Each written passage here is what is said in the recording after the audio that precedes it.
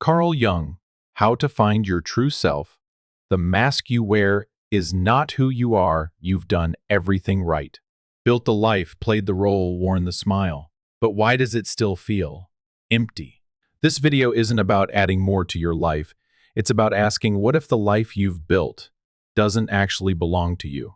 Carl Jung believed that most people don't live authentically, they perform. They wear the persona, the socially acceptable mask so well, they forget there's someone real underneath. But that silent emptiness you feel, that quiet discomfort that returns when you're alone, it isn't weakness. It's the voice of your forgotten self asking to be seen again. In this video, we explore Jung's concept of the shadow, the collapse of identity, and the painful, beautiful path to individuation, the journey of coming home to yourself. This is not about becoming someone new. It's about remembering who you were before you learned to hide.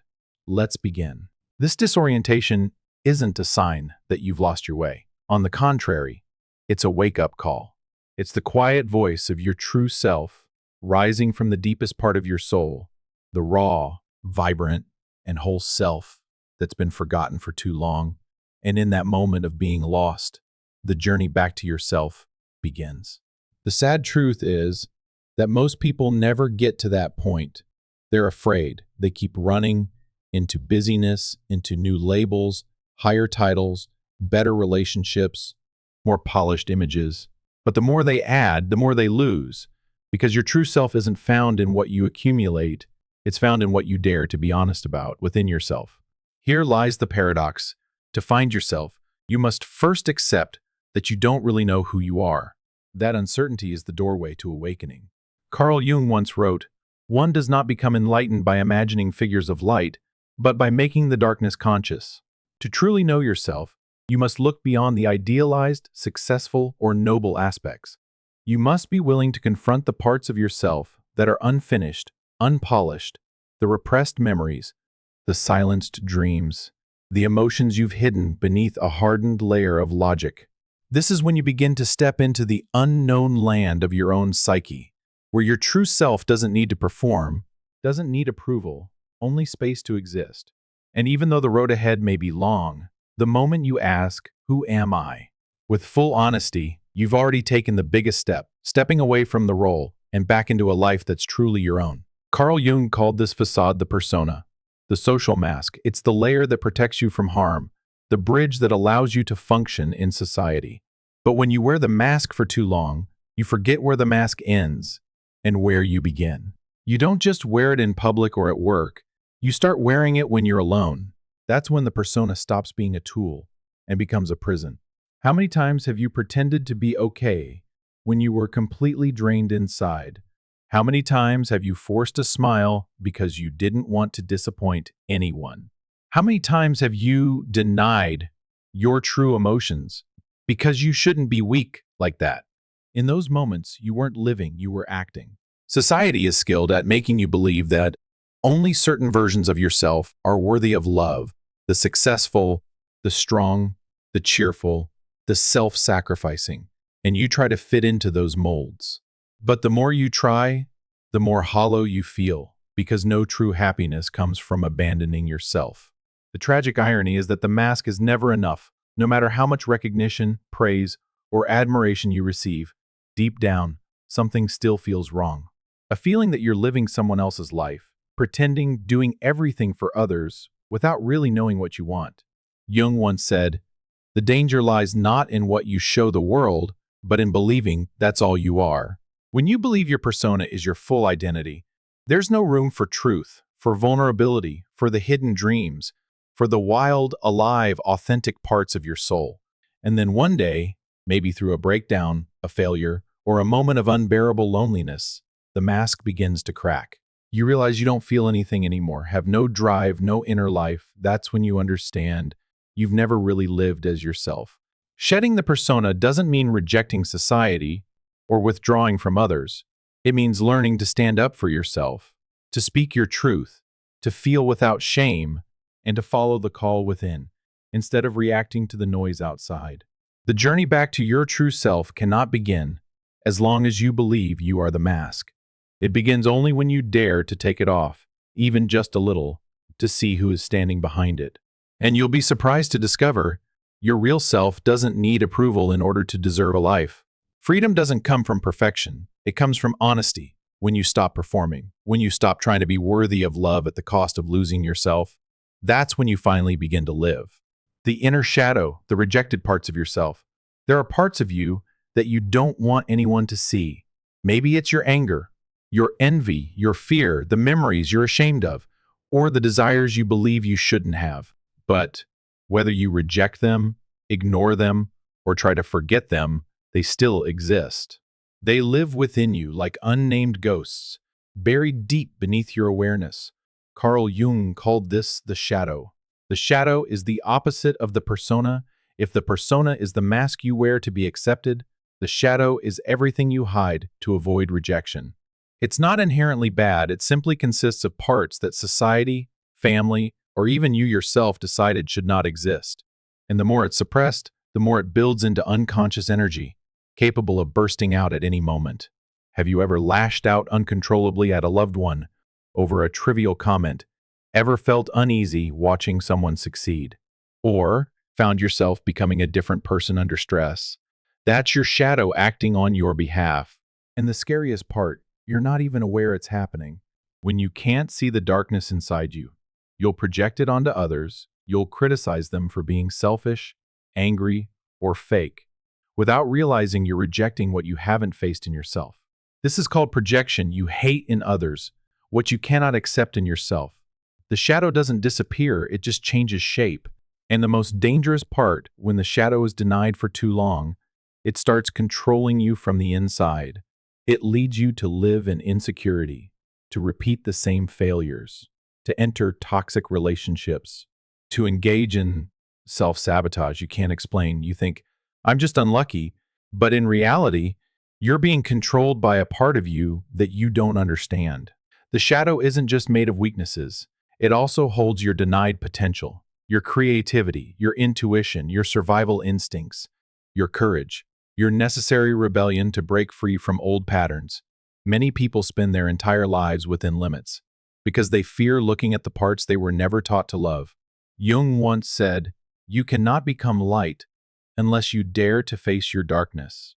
That doesn't mean giving in to base instincts. It means stepping inward, to know yourself so deeply that you're no longer controlled by the things you once feared.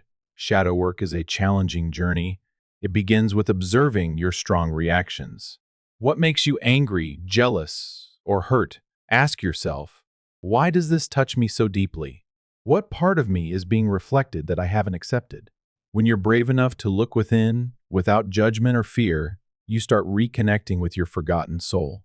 And from there, you reclaim the power to direct your life. No longer a victim of emotion, no longer a puppet of the unconscious. Accepting the shadow doesn't make you worse, it makes you more real. And from that reality, you become deeper, freer, stronger. Because only when you embrace your inner darkness can you truly carry the light needed to face this world without fear. The shadow is not just dangerous, it's also a gateway to inner power. We often associate darkness with negativity, fear, weakness, flaws, pain. And yes, the shadow carries all of that. But Carl Jung emphasized this. If you only see the shadow as an enemy to eliminate, you're missing one of the most profound gateways to your own inner strength. The shadow, in Jungian terms, isn't evil that must be destroyed. It represents the parts of you that are unexplored and unacknowledged, buried by fear, shame, or societal norms. And within those unacknowledged parts lie instinct, survival energy, powerful intuition, and untapped creative force. Imagine a child taught, don't be angry, don't be selfish, don't be too curious. That child grows into a polite, compliant adult, but also one who is exhausted, boundaryless, and constantly empty. This is the cost of suppressing the dangerous parts of the self. But if that child learns that anger signals violation, selfishness can mean self-care, and curiosity is a force for learning, everything shifts. The shadow holds your essential survival instincts. It sharpens your perception, fuels your resistance to injustice, gives you the courage to break patterns, and the power to be fully alive. People who avoid their shadow often either become people pleasers or are unconsciously controlled by their shadow, acting out in anger, chaos, or resentment without understanding why. Embracing the shadow doesn't mean giving in to reckless instincts or justifying harm. It means bringing those parts into the light of consciousness. When you can say, yes, I have aggression, and I'll use it to set boundaries, not to hurt. Yes, I have selfishness, and I'll use it to care for myself. This is integration. Jung said, wholeness is not achieved by cutting off a portion of one's being, but by integration. Only when you admit you are capable of jealousy, rage, weakness, can you stop being manipulated by them.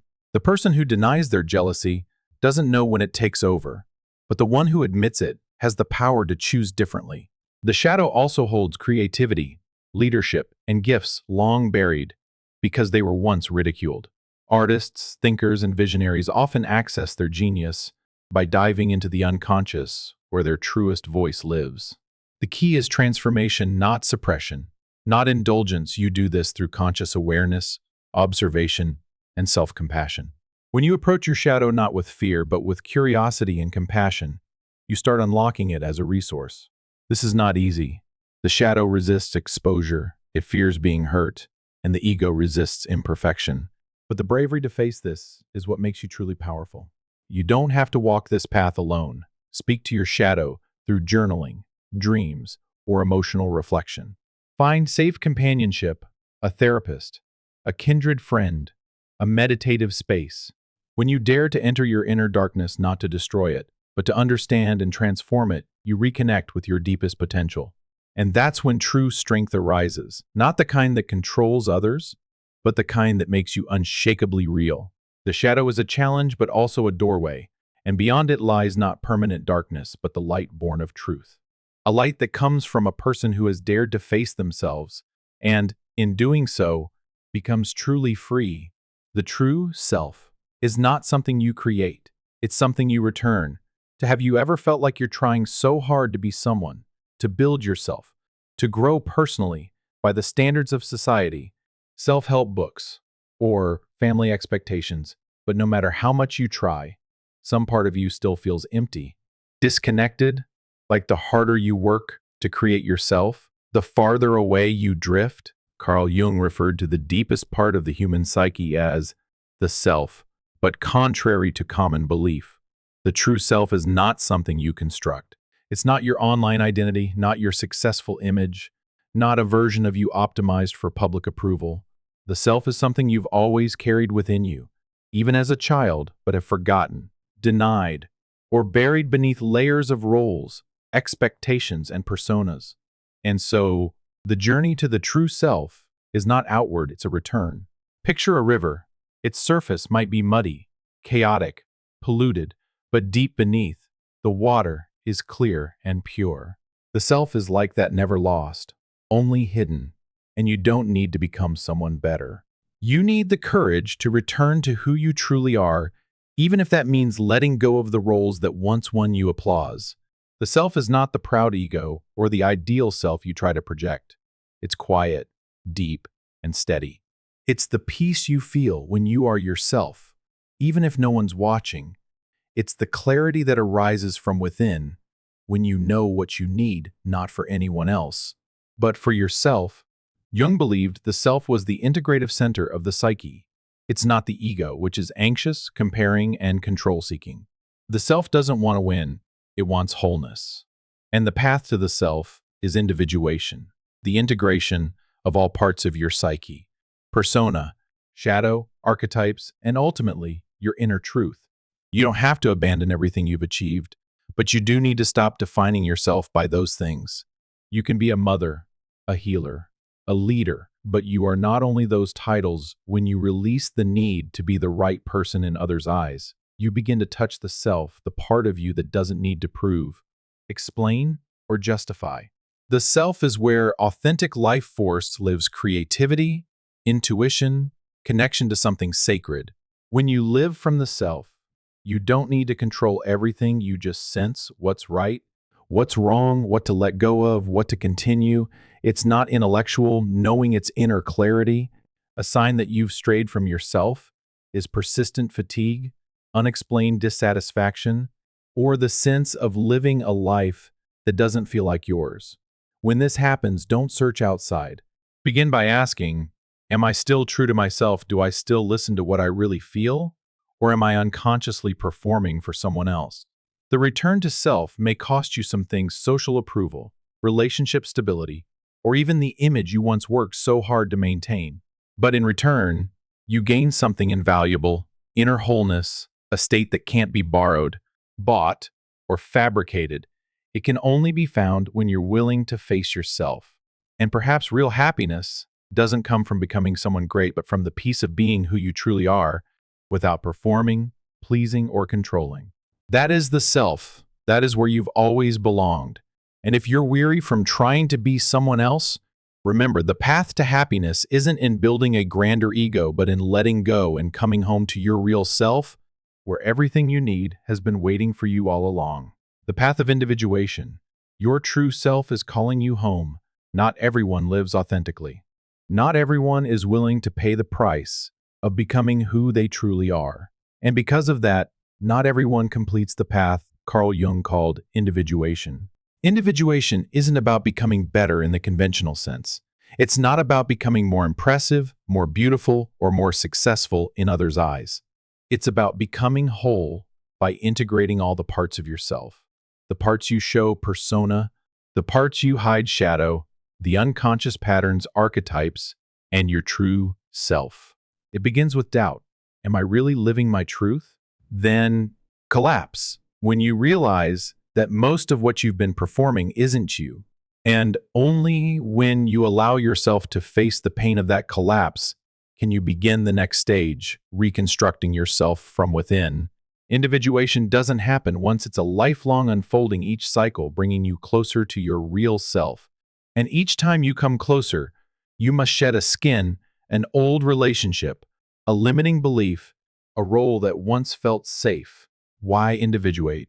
Because without it, you remain fragmented. Your mind wants one thing, your emotions rebel, your behaviors loop in unconscious patterns. You wonder why you feel empty, why achievement isn't fulfilling, why you know what's right but can't act accordingly. Because your parts are not communicating. You are not a unified being.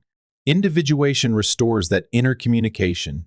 It brings you back from role-playing to real being. You stop chasing unconscious ideals and start living from self-awareness. And then you realize something profound. You don't need to be perfect. You just need to be real. In this journey, you will face your shadow, the parts of you you've denied. You will feel shame, anger, hurt. But if you face them with courage, you'll uncover enormous power, creativity, instinct, honesty, and true self-respect. You'll remove the persona, the mask that once helped you fit in, but now keeps you from being known. Letting it go is hard. It leaves you vulnerable. But if you don't, you'll always be limited by pretense. You'll encounter archetypes, unconscious roles, shaping your behavior. Maybe you're always the rescuer because the caregiver archetype dominates. Or you self-destruct because the rebel screams within. Individuation helps you recognize, dialogue with, and integrate these forces so they no longer control you. Finally, you'll meet the self, not as a concept, but as a felt experience. I am living truly. I no longer need to perform.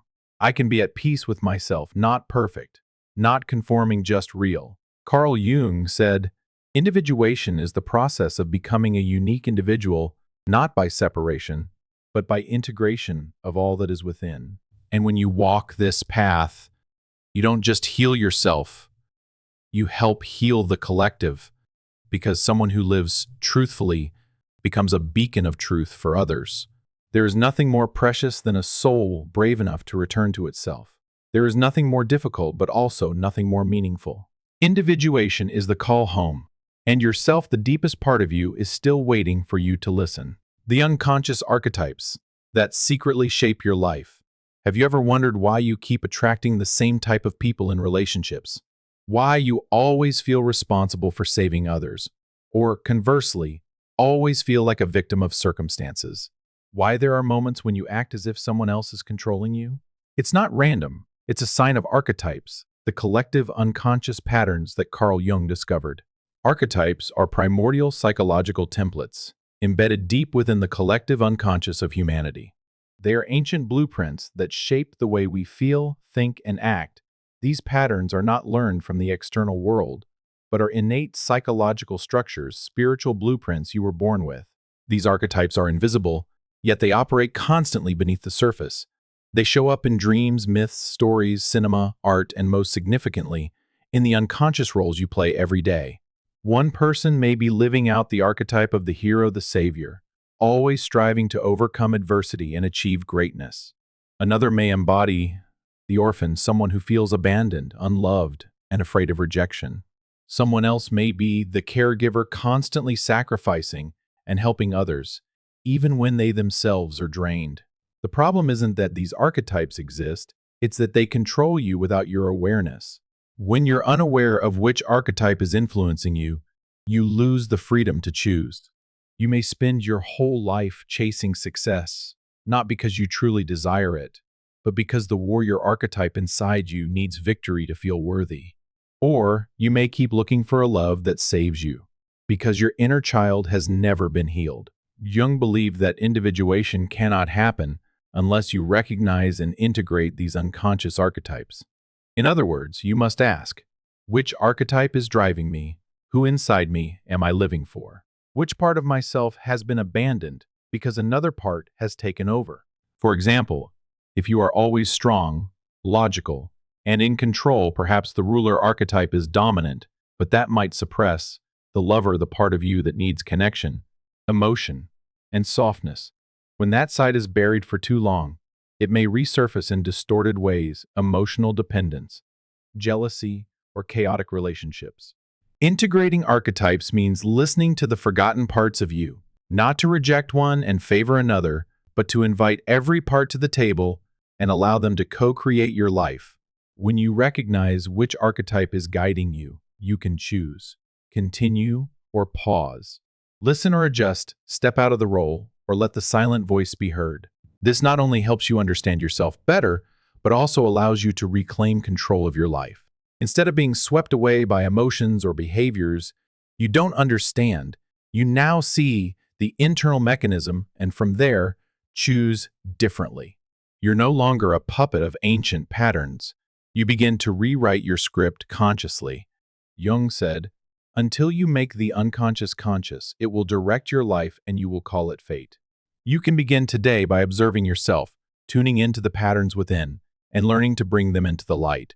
When you do, you'll not only understand yourself, but begin to love every part of who you are, deeply and completely. When you don't individuate, the cost is more than just suffering. You can live your entire life without ever becoming your true self. This is not an exaggeration. Carl Jung described the process of becoming oneself as individuation.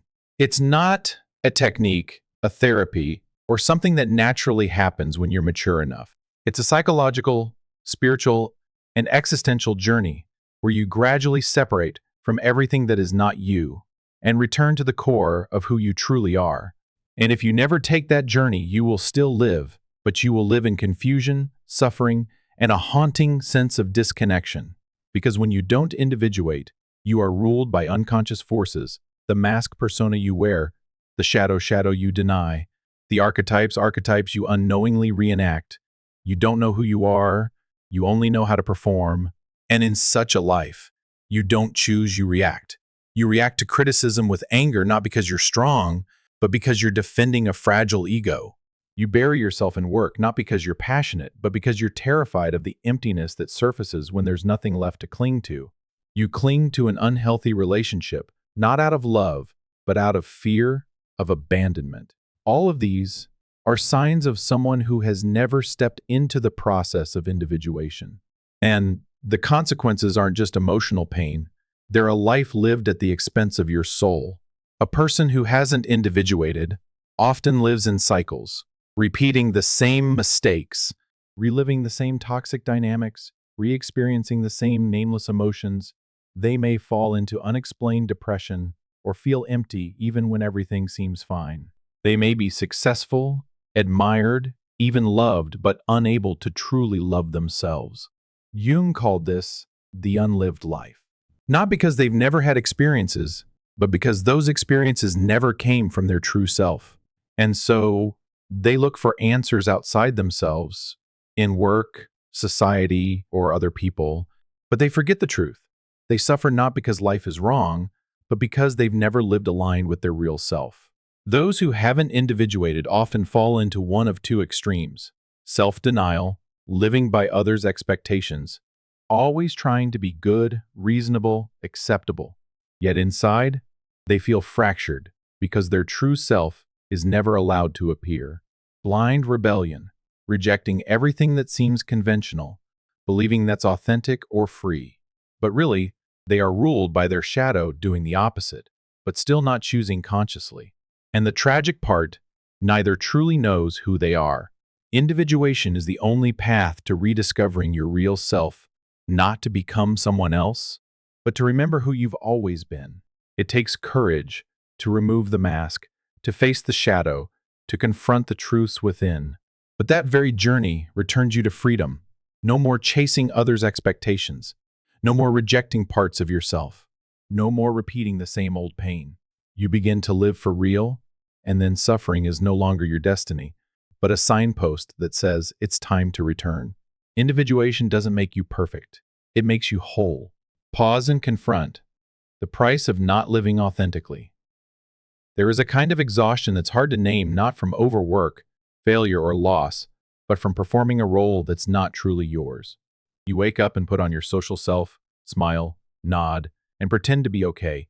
You say what others want to hear, act in ways that are deemed appropriate, and strive to please the entire world except yourself. But what you may not realize is living inauthentically takes more from you than you imagine. When you're not living authentically, you can't truly connect with anyone. You may have many relationships, but rarely feel genuinely understood because no one knows the real you, only the version you allow them to see. You also can't feel genuine happiness because the joy that comes from being accepted for a false version of yourself only deepens the emptiness. The more you're loved for who you're not, the more afraid you become of being exposed. Carl Jung once wrote, "Do not confuse being accepted with being whole. One is granted by others. The other is chosen by you. The price of not being true is the gradual death of your inner world." That's why so many people feel their life lacks color, meaning even when nothing seems wrong on the surface. That's when the soul has been pushed to the sidelines, so much so that even you can no longer hear its voice. But authenticity is not easy. It requires you to stop, not run, not perform, not silence your inner truth. To pause means to have the courage to confront the fear of rejection if you show up as you are. To confront the emptiness that appears when there's no script to follow. To confront the painful truth that you may have lived a life that was never truly yours. And yet, in that confrontation, a strange thing happens. You begin to hear the sounds that were always drowned out by the noise of society, your real desires, the things that move you, the values that matter to you, the boundaries that need to be respected. You stop living to fit in and start living in truth. You stop trying to be good and start being right for you. You stop striving to be loved and start learning how to love yourself first. Stopping and confronting is the beginning of individuation. It is the start of true freedom. Not the freedom to do anything you want, but the freedom to live as who you are without asking for permission or approval. Only when you dare to face yourself can you go beyond the mask. And on the other side of that fear is you, alive, messy, imperfect, but breathtakingly real. Living authentically is not easy, but not living authentically is what truly costs you your soul. And if you're feeling exhausted for no reason, maybe it's time to pause, not to quit, but to listen. Not to give up, but to return. Freedom begins when you let go of the stories that are no longer you. We grow up inside stories. Some are told to us by others. You must become successful. Women should be like this. Men aren't allowed to be weak. A good person must know how to sacrifice. And some are created by ourselves to survive. I only have value when I please others. I must be strong so no one sees my weakness. I'm not good enough to be loved just as I am. At first, these stories act as protective layers against pain. They help us feel accepted, loved, and safe. But over time, those layers no longer fit. they become invisible chains that suffocate us. Carl Jung once said, "We are not free until we can look into the unconscious forces that govern us." Every time you say, "I'm just that kind of person," ask yourself, is that really me? Or is it a role I've played for so long I forgot it was just a role? Every time you turn down an opportunity, a relationship, a dream, ask yourself, is it truly because I don't want it? Or is it an old story telling me I'm not worthy of it? Freedom doesn't come from doing everything. It comes from letting go of what is no longer you, outdated definitions, roles, and self-images you built long ago to survive. And then one day you realize you don't always have to be strong. You can be loved even in your imperfection. You don't need to be like anyone else. Your difference is the gift you bring to this world. Letting go isn't abandoning yourself. It's releasing the version of you that you've clung to for so long, you forgot who you truly are. Try imagining, if you weren't bound by any internal story, how would you live? Would you dare to dream bigger? Would you treat yourself with more kindness? Would you say no to things that no longer fit, even if others didn't understand? True freedom begins when you are clear-eyed enough to say, "I am not what others say about me. I am no longer my old version. I am learning to live according to the truth within me." And when you let go of what is no longer you, not only does freedom arrive, peace returns as well. Because finally, you no longer have to try so hard to live, you simply show up as you are. And that is enough. The journey back to your true self begins with one simple question: what truth am I living by? And is that truth still mine? Healing doesn't come from changing the world, but from changing how you see yourself. There are times when we believe that if only the world were kinder, if others loved us the right way, if work were easier, if our parents understood us, then we would suffer less. We live in the hope that the world will change to soothe the wounds inside us. But Carl Jung once said, "You cannot awaken a person by shouting into their ear. You must touch their soul where they are ready to see themselves." And the truth is, the world cannot heal you, other people can't either. Healing begins with how you face yourself, from how you look at your wounds, not to assign blame, but to ask, why is this pain here? What has it taught me? And what can I do to stop repeating the same patterns? We often think pain is bad and should be forgotten. Negative emotions are shameful and should be hidden. Fear is an obstacle we must avoid. But true healing begins when you dare to look at your fears, touch your wounds, and allow yourself to hurt without shame. Try asking yourself, are you living to avoid pain more than you are living fully? Are you doing everything right to avoid rejection rather than honoring your real feelings? Are you running from yourself and calling it maturity? Carl Jung called this process individuation, the journey of becoming whole, not by being perfect, but by understanding deeply. Healing is not a destination. It's not when you stop feeling pain. It's when you're no longer afraid of the pain. It's when you can sit with your wounds without judgment and say to yourself, "I see you, I'm here." When that happens, you no longer need the world to be perfect because you've started creating a safe space within yourself. And paradoxically, when you stop trying to change the world to feel better, you begin to change the world just by being present, conscious, and whole. Because in the end, the world doesn't need you to be perfect. The world needs you to be real. And the truth inside you, that is where all healing begins. Becoming yourself is a journey you live every day. There is no magical moment where you suddenly know who you are. There's no final milestone where you can declare that you've fully become your true self. Carl Jung didn't view the journey to the self as a destination, but as a way of life, a process lived out through each day, every choice, and every small act of honesty with yourself. And like all deep journeys, it doesn't come with a clear map. It begins only with a quiet calling from within that you are tired of wearing masks and long to live authentically, even if just once. The truth is, becoming yourself isn't always comfortable, because you'll have to accept that some relationships may not survive your authenticity. Let go of roles that once made you feel loved and return to an imperfect but honest self. Face the parts of you once labeled as weak, useless, or too sensitive, and learn to embrace them like long-abandoned children. Jung once said, "What you need is wholeness, not perfection." Wholeness doesn't mean an absence of darkness, but a light strong enough to embrace that darkness without fear. And this journey happens every single day when you choose to feel instead of avoiding, when you dare to say no, even if it disappoints someone, when you sit in silence and feel your pain without calling yourself weak, when you pause in the middle of a rushed day and ask, is this really what I want? That's the journey of a mature soul, not because they know everything, but because they no longer need to pretend. The more you live authentically, the clearer you'll see who is real with you. The more you understand yourself, the less you need to be understood. The deeper you go within, the less you're swayed by what's outside. Becoming yourself is not some idealistic goal. It is how you live daily, slowly, consciously, and with the courage to never betray yourself again. And maybe that is the greatest gift you can give yourself. Not acceptance from others, but deep, unwavering acceptance from your own heart for everything you are.